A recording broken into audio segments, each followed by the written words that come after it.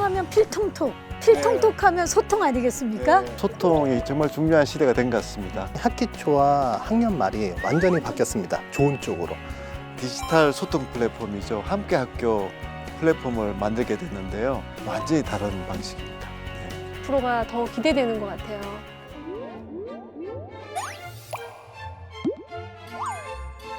안녕하세요, 박경림입니다. 여러분, 기러기들이 날 때 줄지어서 나는 모습을 보신 적 있으시죠? 이게 힘을 아끼기 위해서 이렇게 V자로 나는 거라고 하더라고요. 그리고 화살 한 개를 부러뜨리는 거는 쉽지만 한 묶음은 절대로 부러지지 않는다고 합니다. 마더 테레사 수녀께서 이런 말씀을 하셨어요. 함께라면 우리는 멋진 일들을 할 수 있다. 뭐 이뿐만 아니라 정말 많은 분들께서 함께에 대해서 이야기들을 많이 하셨습니다. 함께의 힘, 오늘 이 필통톡에서도 느낄 수 있을 것 같은데요. 우리도 지금 함께 소통을 하고 있습니다. 자, 필통톡 오늘도 함께 해주실 분이시죠. 이주호 부총리님을 모시겠습니다. 네, 안녕하세요. 네. 아, 반갑습니다. 네, 반갑습니다. 새해 복 네. 많이 받으세요. 네, 복 많이 받으십시오. 네. 자, 부총리님. 오늘도 우리가 필통톡에서 지금 함께 하고 있는데 늘 이렇게 함께 해주셔서 고맙습니다. 네, 정말 함께 해주셔서 너무 감사합니다. 그 사실 함께라고 시작은 했지만 계속해서 유지하는 게 참 쉬운 게 아니거든요. 네, 네. 근데 이렇게 장관님께서 이렇게 필통톡으로 계속해서 함께 해주고 계세요. 네. 네.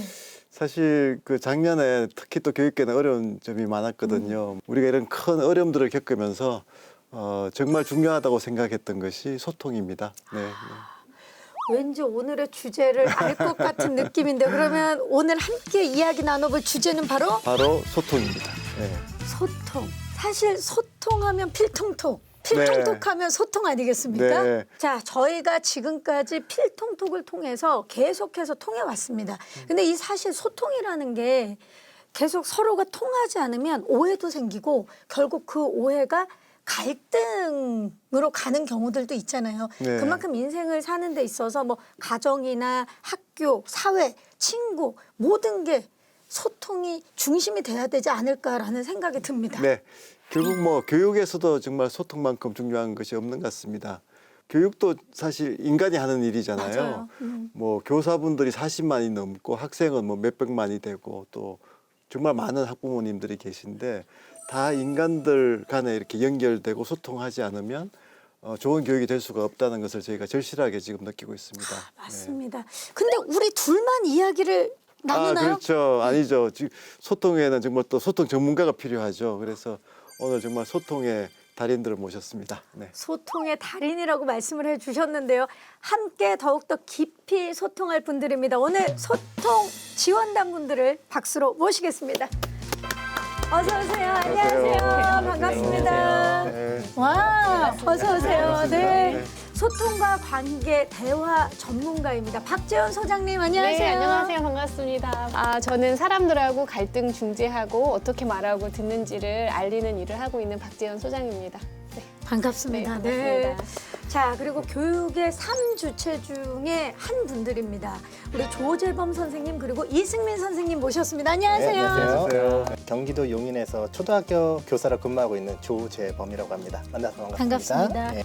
네, 저는 수학을 사랑해서 12년 동안 고등학교에서 수학 수업을 하고 있는 동북고등학교 이승민입니다. 반갑습니다. 반갑습니다. 근데 진짜 놀라운 게요. 네. 수학을 그동안 계속 가까이 두셔서 그런지 저 아까 등장하실 때 왠지 수학 선생님일 것 같다는 느낌이 있었거든요, 정말. 아유, 정말인가요? 네. 진짜 답을 내시는 딱 느낌이 있으세요. 아유. 자, 먼저 우리 박재현 소장님 앞서서 저희가 이제 이야기를 했지만 맞아, 그래, 소통이 중요하지 이런 걸 모두가 알고는 있습니다. 그렇죠? 예. 근데 사실 구체적으로 이 어떻게 소통을 해야 할지, 소통이 왜 그렇게까지 중요한지에 대해서 좀 설명이 필요할 것 같아요. 어려서부터 학교나 어떤 기관이나 혹은 어디로 가서 대화를 배워본 적은 없잖아요. 그런데 우리의 언어 속에는 누구에 대해서 판단하고 비난하고 평가하는 말들을 우리는 굉장히 많이 듣고 살아왔어요. 그러니까 우리의 대화가 잘못됐다라는 생각을 해보지도 못한 채 성인이 되었는데 그러면 이제 성인의 구조 속에서 특히 직장 생활을 할 때, 대인관계 생활을 할 때 갈등이 생기면 이걸 어떻게 건강하게 풀어야 되는지에 대한 방법을 잘 모르는 거예요. 그래서 성인들을 상대로 이 대화 훈련을 하다 보니까 야 이거는 어쩌면 우리가 어린 시절에 부모님이나 학교에서부터 어떻게 말하고 들어야 되는지를 배워왔어야 되는 문제구나 하는 걸 너무 많이 깨달을 수가 있었고요. 소통을 잘해야 되는 이유가 어른이 되어가면서 아이들이 이 문제를 해결하는 방식 중에 하나가 수학 공식처럼 떨어질 수 없는 인간관계에서 어떻게 하면 서로가 원하는 것을 충족하면서 살 수 있는지를 배울 수 있는 수많은 지혜들이 있는데 그걸 놓치고 있다는 거예요. 그래서 그 부분이 우리가 조금 더 주안점을 둬야 되는 부분이 아닌가 하는 생각을 합니다. 듣고 보니까 정말 맞네요. 네. 이게 뭔가 진짜 어떻게 듣고 어떻게 말해야 되는지에 대해서는 구체적으로 배워보지 않고 은연중에 누군가를 뭐 흉을 보거나 비난을 하거나 이런 것들이 많았네요, 정말. 장관님, 앞서서 네. 교육 현장의 소통이 이제 중요하다라고 이제 말씀하셨던 예. 것처럼 우리 학교에서 선생님과 학생 그리고 선생님과 학부모 사이에도 소통이 굉장히 중요하지 않을까요? 네, 구성 간의 소통이 돼야지 이제 학교가 원활하게 이렇게 기능을 할 수 있으니까 학부모와 학생 간의 소통, 학부모와 교사 간의 소통, 또 교사와 학생 간의 소통 이렇게 삼주체 간의 소통이 너무 중요하죠. 맞습니다. 네. 예. 사실 뭐 선생님들만큼 그 학교 현장에서의 소통의 필요성을 뭐 정말 느끼고 계신 분들이 없을 텐데요. 선생님들한테 한번 여쭤보겠습니다. 학교 현장에서의 소통 중요성 어떻게 느끼고 계신지요? 일단 저는 학교에서 학생, 그다음에 학부모님들과 의사소통을 좀 잘 하기 위해서 많은 노력을 합니다. 제 한 가지 좀 예를 좀 네, 사례를 좀 소개를 좋죠. 드리면요.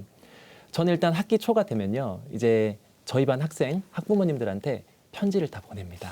한 분 한 분한테요? 네. 오. 그러니까 이제 모든 저에 대해서 소개를 드리고 그다음에 저의 학급 운영 방식과 저는 이런 사람입니다. 라는 거를 먼저 제가 다가갑니다. 그러면 학부모님들께서는 정말 저에 대해서 또 공감해 주시고 저를 또 이해해 주시고 마음의 문이 열리죠. 네, 맞습니다. 그래서 소통의 장이 열립니다. 그렇기 때문에 사실 학급을 경영하면서 저도 인간으로서 실수할 수 있잖아요.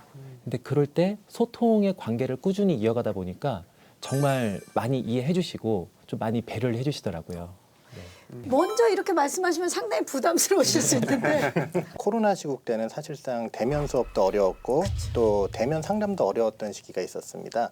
그래서 저 같은 경우는 한 2년 동안은 매주 마지막 주 수요일 저녁 8시에 줌회의를 했습니다. 학부모님들과. 줌회의. 네, 그 이유가 이제 한 달에 한 번은 줌회의를 함으로써 한 달 동안에 학급에서 어떤 일이 있었고 다음 달에는 어떤 식으로 학급을 운영할 거라는 걸 말씀드렸고요. 그러다 보니까는 굉장히 많은 것을 얻기도 했는데 그 중에 하나가 이제 구체적으로 학생이 한 명 있었습니다. 나중에 이제 대면 수업으로 전환이 돼서 왔었는데 한 명이 자꾸 이렇게 화장실을 가요. 이 수업 시간에. 그래서 처음엔 그러려니 했는데 이게 점점 빈도도 작고 시간도 길어지는 거예요.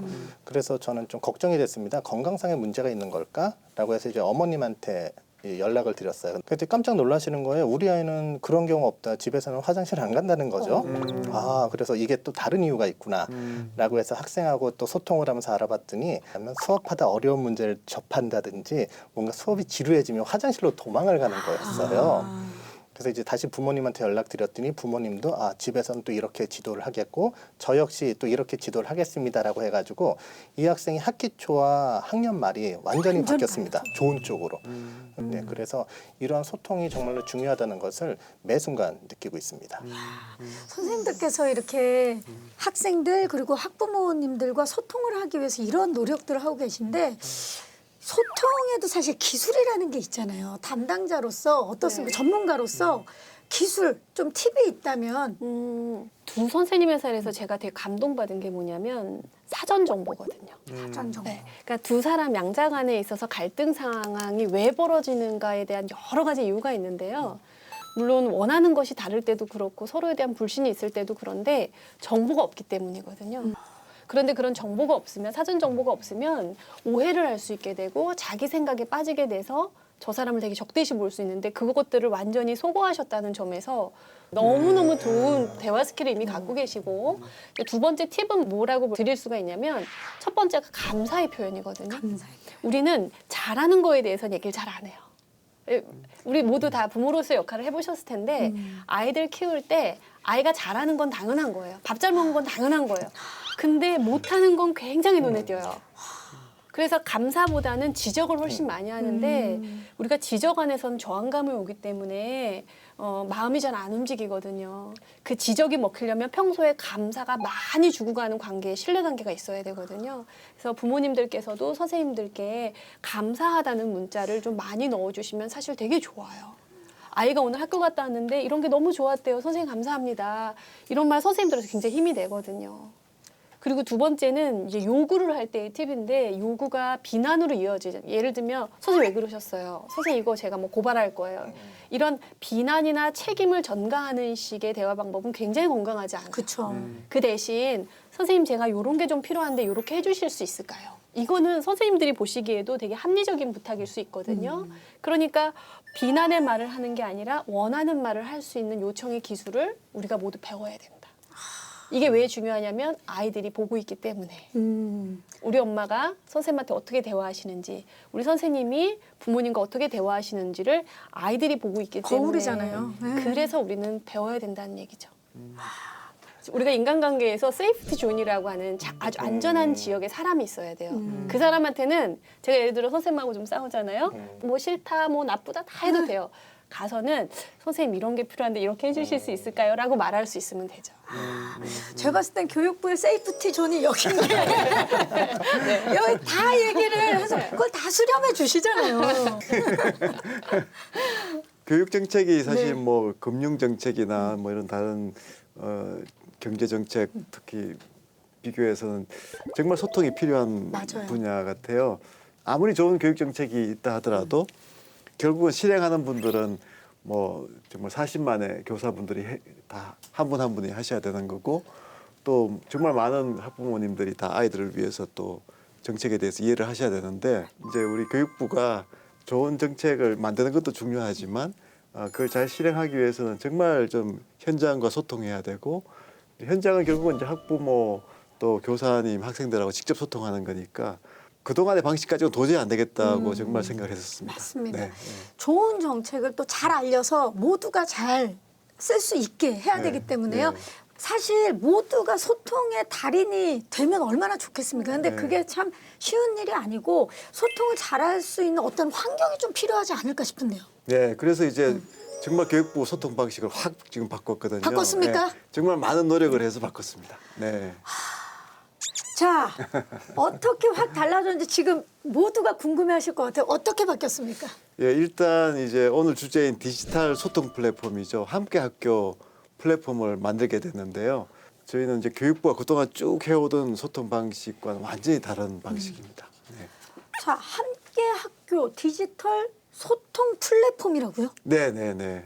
이거 어떤 건지 좀 자세하게 좀 구체적으로 소개 좀 부탁드릴게요. 네, 그러니까 이제 일단 온라인 공간에서 하는 겁니다. 온라인 공간에서는 이제 많은 분들이 참여하게 되는 거죠. 아, 그래서 일방적인 게 아니라 쌍방으로. 쌍방으로 가는 거죠. 그래서 이제 거기에는 이제 학부모도 들어올 수 있고 또 교사분도 들어와서 이제 일방이 아니고 이제 양방이니까 네. 정책도 이제 그냥 지시하는 형태가 아니고 오히려 제안을 받아서 받은 정책들 중에서 또 토론해서 토론할 때도 또 온라인 공간에서 같이 토론하고 그렇게 해서 좋은 대안이 나오면 그게 채택되는 그런 방식입니다. 지금 말씀을 들으니까 왜 함께 학교인지 알 것 같아요. 모든 네. 걸 함께 하는군요. 네, 사실 이런 게 이제 이론적으로 많이 제안됐었거든요. 뭐 월드뱅크라든가 OECD라든가 국제기구에서 이제 그런 제안들이 있었는데 사실 이렇게 할 수 있는 나라는 의외로 많지 않은 것 같아요.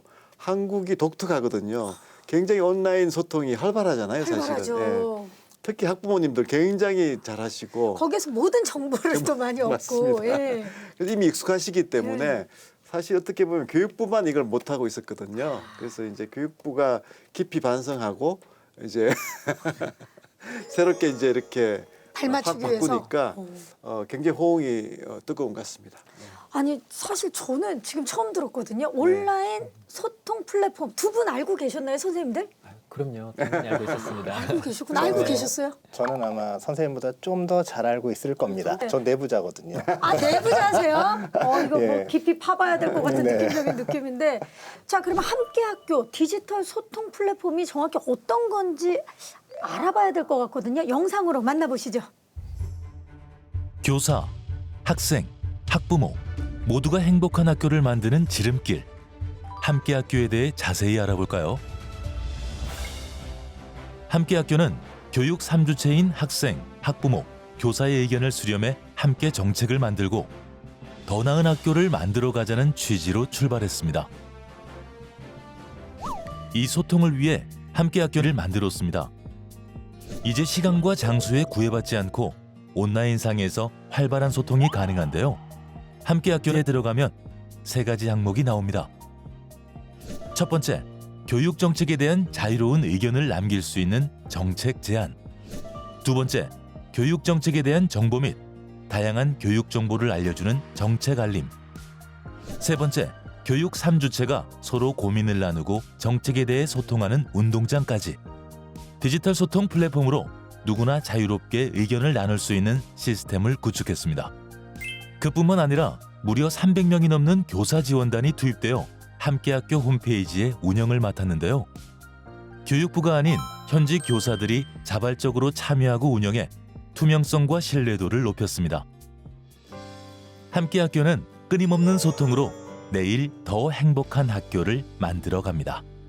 디지털 소통 플랫폼 함께학교 영상으로 만나봤는데 이게 어떻게 탄생하게 됐는지 그 탄생 배경이 궁금해요. 네. 장관님. 사실 이제 작년에 그 서희초에서 아주 안타까운 일이 있었잖아요. 그래서 많은 고민을 하게 됐는데 전체적으로 이 과정을 겪으면서 소통이 정말 확 좀 바뀌어야 되겠다. 소통 방식이. 처음에 제가 이제 시작했던 거는 매주 한 번씩 좀 한 번이라도 교사분들하고 대화를 해야 되겠다고 해서 처음에 이제 대화를 시작을 했는데 조금씩 이제 마음을 여시고 그래서 이제 매주 이제 이렇게 소통을 하면서 또 정부도 정책을 좀 만들어내고 이제 그런 과정에서 저희가 이게 소위 이제 오프라인으로 이렇게 만나 뵙는 거는 장관도 이제 시간적 여유가 별로 없으니까 일주일에 한 번도 이제 어려운데 그래도 계속 만나면서 참 좋았는데요. 이렇게 하면 아무리 많이 만나도 정말 뭐 일주일에 10분밖에 못 만나니까 그쵸. 그렇게 하지 말고 우리가 좀더 온라인 소통 플랫폼을 한번 해보자. 그래서 이제 한번 만들어서 선생님들과 소통하고 또 더 나아가서는 학부모님들과도 소통이 되겠다고 해서 그래서 함께 플랫폼을 만들었거든요. 그래서 이제 막 만들어서 해보니까 지금 좋은 사례들이 또 나오기 시작했습니다. 그래서 이렇게 하니까 되네 이렇게 된 거죠. 그래서 정말 그 함께학교 플랫폼에서 많은 경우에 좀 제안도 받고 또 소통도 하고 토론도 해서 함께학교 플랫폼을 통해서 정책을 제안받고 만들어 보자 이렇게 지금 진행이 되고 있습니다. 네. 또 지금 이제 시대가 또 많이 바뀌었기 네, 때문에 네, 더 네. 많은 분들이 함께 참여할 수 있는 네, 그런 네. 플랫폼을 만드셨다라는 건데 자 그렇다면 내부자의 얘기를 좀 한번 들어봐야 될 것 같습니다. 직접 참여를 하신다고요?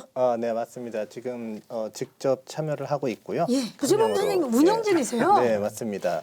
사실 운영을 저희 교사들이 하고요. 지원을 교육부에서 해주십니다. 예를 들어서 어떤 플랫폼에서 이러한 기능이 추가됐으면 좋겠다, 개선됐으면 좋겠다고 하면요.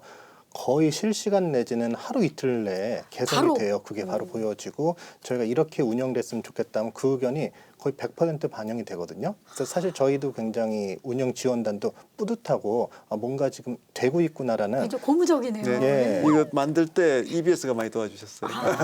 그리고 이제 운영 지원단 구성 자체가 이제 모든 교사들이 다 포함됩니다. 뭐 그러니까 유치원, 초, 중, 고, 뭐 보건, 특수, 사서, 영양, 뭐 상담 선생님까지 모두가 무려 365분의 현직 교사들이 지금 참여를 하고 있습니다. 그러면 그 숫자는 일부러 365일에 맞춘 건가요? 네, 정확하십니다. 그렇게 맞춘 것도 있고요. 그러다 보니까 하지만 숫자만 많다고 운영되는 게 아니기 때문에 그 안에서 이제 급별, 학교 급별로 또 분임을 만들고 또 기능 분임을 또 만들어서 이제 이렇게 효율적으로 지금 운영을 하고 있습니다. 야, 지금 운영자의 말씀을 들어봤고 같은 이렇게 동료 선생님들께서 직접 운영을 하신다는 점이 굉장히 좋을 것 같아요. 어떻게 느끼십니까? 일단 교사를 가장 잘 이해하는 사람은 교사거든요. 그래서 사실 저도 이제 자주 들어가 보고 글도 잘 보는데 선생님께서 말씀하신 것처럼 필요한 부분들 그런 것들을 건의를 하면 바로바로 반영을 해주세요. 그래서 예를 들어서 뭐 어떤 토론방이 필요하다. 그러면 토론방이 개설되기도 하고 이렇게 학교 현장에 맞는 또 학생 학부모님께서도 꼭 필요로 하는 것들을 잘 이렇게 파악을 하시고 이런 것들을 잘 지원해 주십니다. 아니 이게 굉장히 좋은 게 소통의 주체가 직접 운영을 하는 플랫폼이라는 게 참 장점이다라는 생각이 드는데 앞으로 어떠한 또 효과를 기대해 볼 수 있을까요, 소장님? 이 뭐든지 기존의 대화 방식을 바꾸기까지가 제일 힘들어요. 그게 힘들죠. 네, 왜냐하면 우리 그 원리 중엔 항상성의 원리라는 게 있어서 내가 이쪽 길로 가야 되는데 익숙한 길이 이 길이면 나도 모르게 이 길로 자꾸 가거든요. 우리가 그래서 항상성을 깨는 게 가장 중요한데요.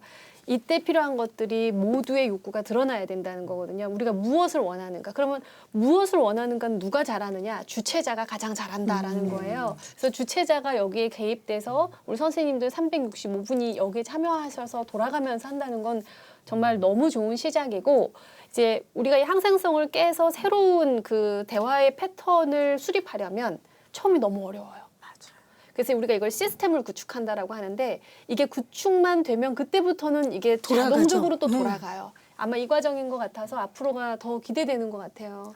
그래서 항상성으로 돌아가지 않도록 모두가 한 마음으로 새로운 가치를 수립하고 거기에서 이제 새로운 길을 잘 닦아나가는 것이 지금 함께 학교가 하고 있는 일이 아닌가 하는 생각이 드네요. 사실 이제 그 교육 정책에서 많이 이제 강조되는 것이 이제 그 교사분들이 정책에 대한 이제 주인 의식을 가지는 거거든요. 그러니까 이제 본인들이 정책을 만들어서 본인의 정책으로 그 실행한다 하는 그게 있어야지 그 효과도 훨씬 더 크고 또 지속 가능하고요. 근데 교사분들을 어떻게 하면 이제 정책에 주인 의식을 갖도록 하게 하느냐가 정책 효과성을 늘리기 위한 중요한 이제 방향인데 사실 이렇게 소통을 해서 소통 플랫폼에서 제안된 정책이 채택이 되고 그게 실행이 되면 그러면 이제 그거에 대한 주인 의식을 당연히 가지시게 될 거니까 그게 굉장히 큰 의미가 있는 것 같습니다. 맞습니다. 네. 이게 사실 시작은 다 우리 학생들, 우리 아이들을 위해서 시작한 모든 정책이지만 네, 네. 그게 또 어떻게 변화가 되고 어떤 과정을 겪느냐는 굉장히 다른 부분이기 때문에 네.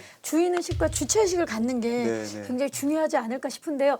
자, 선생님들의 의견은 들어봤고요. 그렇다면 과연 우리 디지털 소통 플랫폼에 대해서 학생들과 학부모들은 어떤 생각을 갖고 있는지 자, 심호흡 하시고요. 저희가 영상으로 준비해봤습니다. 만나보시죠. 학생, 학부모들은 함께 학교에 대해 어떻게 생각할까요? 함께 학교라는 게 이렇게 소통할 수 있는 플랫폼을 마련해 주시고 소통하려고 노력하신다는 것에 대해서는 굉장히 긍정적으로 생각하고 있어요. 저는 솔직히 막 건의할 게 좀 아이들을 키우면서 좀 있더라고요. 근데 이걸 어디다가 해야 되나 해서 막막했는데 그래도 내가 건의를 할 수 있고 또 의견을 들어줄 곳이 있으니까 되게 좋은 것 같아요. 서로 소통할 수 있다라는 거에 굉장히 좋은 것 같아요. 일단 저는 초등학교 저학년이라서 이제 2학년 올라가는 아이의 엄마다 보니까 모르는 게 너무 많은데 거기서 많은 정보를 얻으면 좋을 것 같습니다. 이번에 이 소통 창구가 마련됨으로써 일반 학부모님 그리고 학생 그리고 선생님 모두 공감할 수 있고 또 여러 가지 교육에 대해서 논의도 할 수 있고 이로 인해서 또 교육 정책으로 이어질 수 있다는 점이 굉장히 장점인 것 같습니다. 약간 소심하고 부끄러운 친구들이 부끄럼 없이 자기의 생각을 공유할 수 있어서 좋은 것 같아요. 의견들을 주고받으면서 궁금증들도 해소를 하고 그러는 면에서 좋은 것 같아요. 제가 약간 속마음 같은 거를 좀 말할 수 있는 사이가 될 것 같아요. 학교 생활이 좀 더 재밌어질 것 같아요. 앞으로 함께 학교에 바라는 점이 있다면?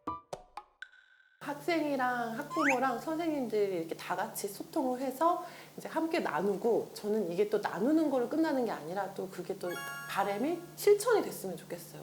이렇게 말을 했을 때 바로 이렇게 실천이 되면 사람들이 또 말을 하고 싶어지잖아요. 그래서 더 많은 사람들의 소리를 들을 수 있는 그런 공간이 됐으면 좋겠습니다. 새롭게 생긴 플랫폼이 정말 실제적으로 피드백을 해주시는 저도 그게 바람이에요. 어떤 분이든 이렇게 의견을 내고 궁금한 걸 물어봤을 때 편하게 다가갈 수 있는 교육 정책의 장이 됐으면 좋겠습니다. 친구들이랑 소통하는 것도 만들어졌으면 좋겠어요. 다른 지역에 사는 친구들이랑 소통하면은 뭐 다른 정보들이나 이런 걸 알 수 있으니까 좋은 것 같아요. 좀 더 화목한 학교 같은 분위기가 조성되지 않을까요? 자, 우리 학부모님들과 학생들의 의견을 좀 들어봤습니다. 선생님들부터 먼저 좀 이렇게 소통하자고 해서 거기 보면 이제 교무실이라는 공간도 있고 운동장이라는 공간도 있고 그래서 주로 이제 선생님들이 많이 이제 하시는데 학부모와 이제 학생도 네. 중요한 주체이기 때문에 그쵸. 앞으로 이제 학부모님들이 필요한 정보나 이런 것들도 많이 좀 해서 학부모님들도 많이 들어오실 수 있도록 하고 또 학생과의 소통 공간도 좀 만들려고 합니다. 아직 이제 다 안 만들어진 맞아요. 상황입니다. 그래서 오늘 이렇게 지금 이제 주신 말씀들 잘 받아서 저희가 계속 좀 더 이제 학부모, 학생들도 많이 참여할 수 있도록 그렇게 하겠습니다. 네. 이제 선생님들과 지금 소통이 되고 있고 교육의 3주체가 서서히 모두가 이제 네, 소통할 네, 수 네. 있게 그렇게 이제 발전시키려고 하고요. 맞아요. 분명히 그 큰 수요가 있기 때문에 잘 만들면 충분히 많이 활용하실 거라고 생각합니다. 전문가분이 보실 때 어떻습니까? 이런 이제 디지털 소통 공간 교육에서 앞으로 좀 어떻게 좀 발전시킬 수 있을까요? 그래서 이 함께학교 디지털 소통 플랫폼이 제가 개인적으로 느낄 때 정말 좋다라고 보는 건 우리나라가 은둔형 외톨이 아이들이 굉장히 늘어나고 있거든요. 그러니까 적극적으로 참여할 수 없는 기질적 특성을 가진 아이들, 그러니까는 소심하거나 예민하거나 좀 샤이해하는 기질적으로도 그런 아이들이 많아요. 네. 그런 아이들 그리고 곳곳에 숨어 있는 드러나진 않지만 목소리를 갖고 있고 욕구를 갖고 있는 많은 사람들의 협조를 끌어낼 수 있다라는 온라인 플랫폼이 있다는 건 너무나 좋은 현상이고요. 두 번째는 적극적인 참여가 이루어질 수 있는 장점도 있지만 또 하나의 그 제가 생각하는 이 플랫폼의 가장 큰 장점이 되기를 희망하는 마음으로 드리자면 굉장히 심사숙고해서 글을 올릴 수 있는 기회를 부여받는다는 거예요. 그러니까 우리가 말이라는 건 주워 담을 수가 없어서 그냥 여기서 다 말을 해버리면 돌아서서 후회하는 말들을 굉장히 많이 하거든요. 그렇죠. 그런데 글은 물론 공격적인 글도 확 쓸 수는 있지만 반대로 이게 순기능을 하게 된다면 이렇게 썼다가도 아 내가 이 단어는 좀 거르고 좀 다른 말을 쓸까? 라고 해서 언어를 순화할 수 있는 그 시간을 부여받을 수 있는 게 온라인 플랫폼이에요.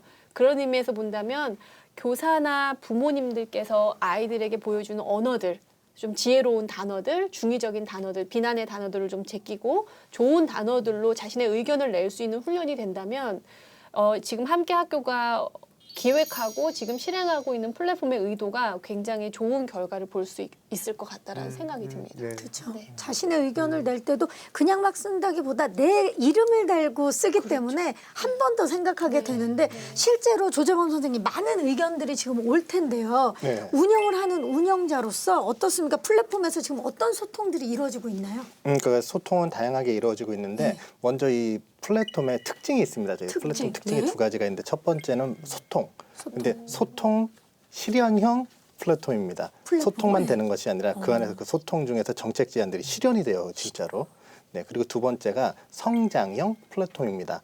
성장을 합니다. 끊임없이. 완성형이 아니라 제가 계속 발전형이거든요. 그래서 어제가 다르고 오늘이 다르고 내일이 다를 겁니다. 이제 그런 플랫폼이라고 생각해 주시면 너무 좋을 것 같고요. 일단 운영 자체는 크게 이제 두 가지로 나눠서 볼 수 있거든요. 이제 교무실이라는 공간이 있습니다. 그 교무실이라는 공간은 주로 이제 선생님들을 위한 공간이라서 선생님들의 교수학습 자료나 학급 경영에 필요한 자료들이 올라갑니다. 그리고 이제 운동장이라는 곳이 있는데 교육의 3주체가 다 모여서 이야기를 할 수가 있는 곳입니다. 그리고 정책 제안은 학생이나 학부모나 교사나 누구나 다 할 수 있게끔 그렇게 구성돼서 운영되고 있습니다. 조재범 선생님은 함께학교 홍보대사였어요. 정말 너무나 이렇게 저보다 훨씬 잘 설명해 주세요. 정말 쏙쏙 귀에 박히게 설명을 해주셨는데 실현형과 성장형 플랫폼입니다. 함께학교가 어떤 안건들이 가장 많이 올라오나요 요즘에? 이제 교육의 3주체가 모두 제안을 하거든요. 예를 들어 이제 교사, 선생님들은 조금 진중합니다. 이제 굵직굵직한 이 교육 현안이나 이런 거에 대한 이제 그런 제안을 많이 해주십니다. 그리고 이제 학생들은요 아기자기해요. 좀 재밌는 것들도 많아요. 그리고 하지만 소중하죠. 재밌는데 소중한데 이제 교실 단위로 뭐 휴대폰을 어떻게 했으면 좋겠어요. 아니면 뭐 심지어 두발조육까지 얘기한 친구도 있고 뭐 체육복을 입고서 등교하게 해주세요. 이렇게 하지만 그 친구들한테 우리 학생들한테 나름대로 소중한 의견들인데 그것이 이제 보여지고 직접 공개된다는 것이고요. 그 다음에 학부모님들은 좀 이제 광범위합니다. 왜냐하면 자기 자녀, 학생 입장에서 할 수도 있고 학부모 입장에서는 뭐 입시라든지 뭐 진로라든지 이런 거에 대한 제안을 하시기도 해서 학부모님들이 제일 광범위한 제안을 해주시고 계세요. 네. 장관님, 네. 장관님도 가끔 들어가서 그럼요. 보시나요? 제가 이 플랫폼이 이제 이렇게 만들어져서 이제 소통되면서 어떤 면에서 참 마음이 좀 편해집니다. 그러니까 그동안 이제 뭐 교육계에서 많은 어려운 일들이 많이 일어나고 제가 두 번째 하지만 정말 너무 많은 이제 그 도전들이 있는 거고 큰 변혁기거든요. 그래서 과연 선생님들은 지금 무슨 생각을 하고 계시고 또 학부모 학생들은 어떤 어려움이 있는지를 여기 들어가 보면 그래도 솔직한 의견들이 많이 이제 게시돼 있기 때문에 훨씬 마음이 편해지죠. 그래서 어떨 때는 직접 이제 이제 정책이 좀 완성됐을 때는 답변을 남기기도 하고요. 그렇게 하고 직접 있습니다. 답도 남기세요? 네, 그렇게 합니다. 네. 그게 이게 사실 얼굴 보고 사실 말 못하는 것도 우리 예전에도 편지나 글로서는 진심을 전할 수 있는 그렇죠. 사례들이 네. 많잖아요. 네. 아마 이번에 함께 학교에서도 굉장히 솔직하고 그리고 진솔한 의견들, 뭐 제안들이 많지 않을까 싶습니다. 네. 혹시 사례 중에 기억에 남는 사례들 있을까요?